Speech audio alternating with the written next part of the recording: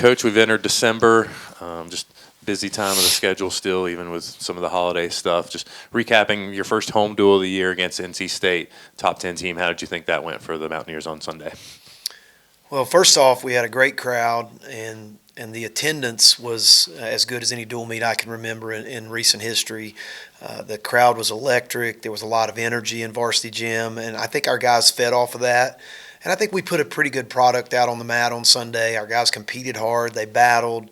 And I think that was something that the fans really, it energized the fans, and hopefully will make them want to come back to Varsity Gym.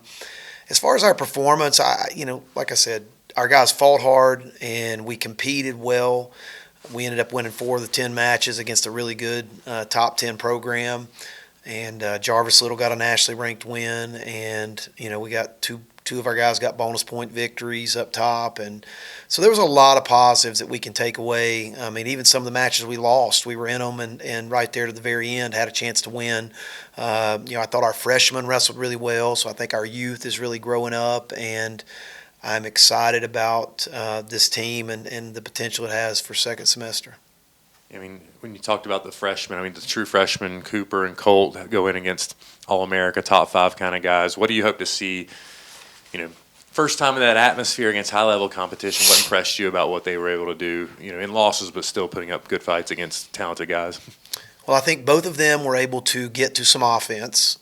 They were not just, trying to run from the guy. Cooper got to the first single leg and ended up, having a great leg attack and almost finished that. I thought that showed some real poise for a true freshman. And then Colt Campbell goes out and wrestles a top 4 ranked guy, return All-American at 74, and gets a takedown, which allows him to be within a point, and then we cut him to try to get a takedown for the victory.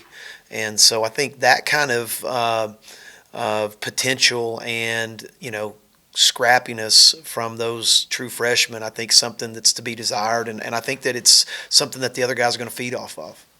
Jarvis is a redshirt freshman, so sort of in the same boat. His first time in a Varsity Gym duel. What growth have you seen out of him, whether it's from last season, he had a good summer, and then just what he's been doing this fall? Jarvis is a really talented wrestler, and he's got a lot of great skills, and he's won a lot of high-level matches over the last 18 months, whether it be at U23s. This year he's already got a couple of nationally ranked wins.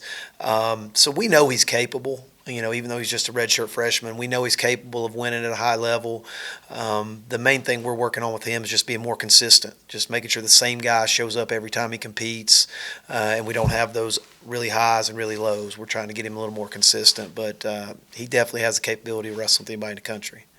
Just looking forward now, a little bit of a split week with some guys going out to Vegas, some guys doing the George Mason, the Patriot Open up in Virginia. Just how you approach that and what you expect coming out of this week.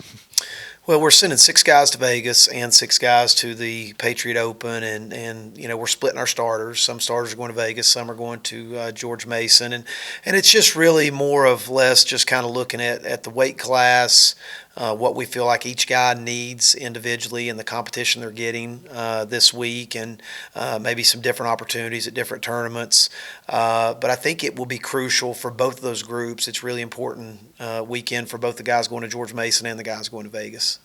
This is a couple of years in a row you've been part of the Vegas event, which is, outside of NCAA's, or it's very similar to NCAA's. What have you seen through the last couple of years, the experience of what that's done for your guys to be in that kind of setting?